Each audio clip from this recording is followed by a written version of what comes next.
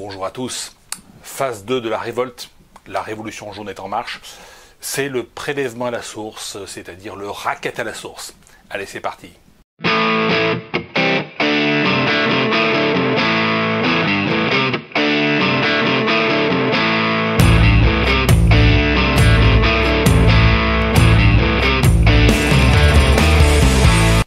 Alors, phase 2. Oui, le racket à la source, le prélèvement à la source, qui va déclencher une nouvelle vague de violence, une nouvelle vague de révolte contre ce système politique complètement pourri. Tout d'abord, je tenais à remercier nos relais dans toute la France qui ne se sont pas contentés de bloquer quelques ronds-points, mais qui sont allés beaucoup plus loin. Je rappelle qu'un grand nombre de péages ont été incendiés, un grand nombre de radars ont été intégralement détruits, et l'on ne s'est pas contenté, encore une fois, de manifester, comme on a fait à l'époque de la manif pour tous, mais véritablement de se révolter contre ce pouvoir.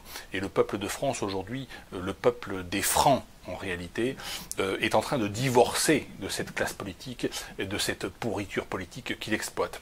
Alors, dans ce contexte, ils ont inventé il y a quelques années, dans un grand consensus politique, gauche-droite, naturellement tout cela, gauche-droite, ça n'existe pas, c'est un match de catch en réalité, hein, tout est truqué d'avance. Ils ont inventé le prélèvement à la source, c'est-à-dire le racket à la source. Le but est de pomper directement les revenus des Français sans qu'ils aient besoin de faire de déclarations et de reverser au trésor public et ainsi demander peut-être des comptes à l'État, au gouvernement, que fait-on de nos impôts. Ben là, ils seront prélevés, pompés directement à la source, c'est-à-dire qu'on pourra prélever de manière illimitée pour financer naturellement les lobbies, pour financer toutes les lubies gouvernementales, toutes les dépenses et tous les gaspillages, et pour financer la parasitocratie des grandes entreprises, des associations, du milieu politique et syndical, et également la parasitocratie des banlieues. Je note que, encore une fois, les parasitocrates sont extrêmement solidaires les uns des autres.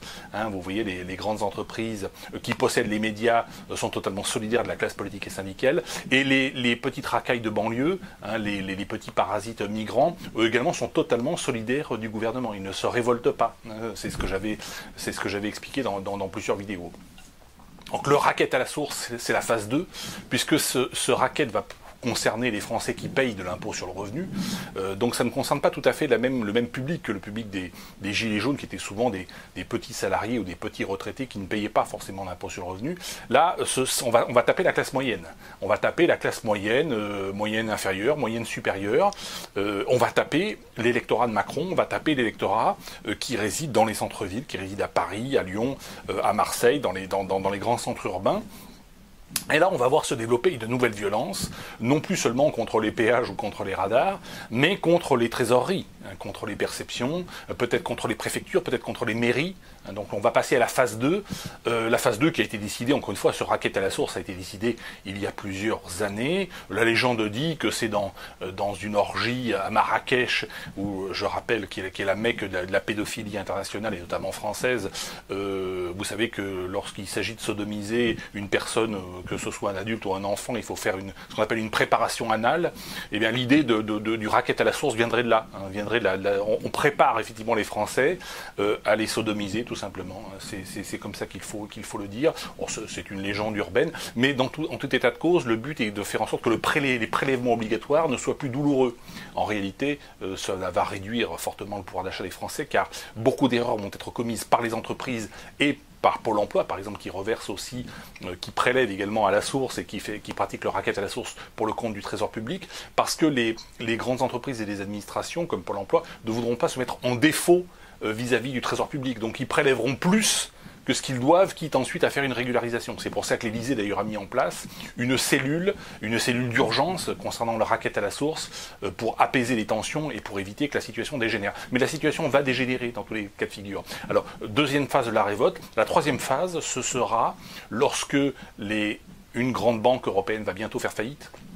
Donc je l'ai annoncé il y a plusieurs mois de cela. Ce sera peut-être Unicredit, ce sera peut-être Deutsche Bank, ce sera peut-être aussi la Société Générale, parce que ces banques sont très exposées à un grand nombre de risques, notamment au risque sur la livre turque, enfin, voilà. Et elles ont beaucoup prêté, elles ont trop prêté à des emprunteurs qui ne peuvent plus aujourd'hui rembourser.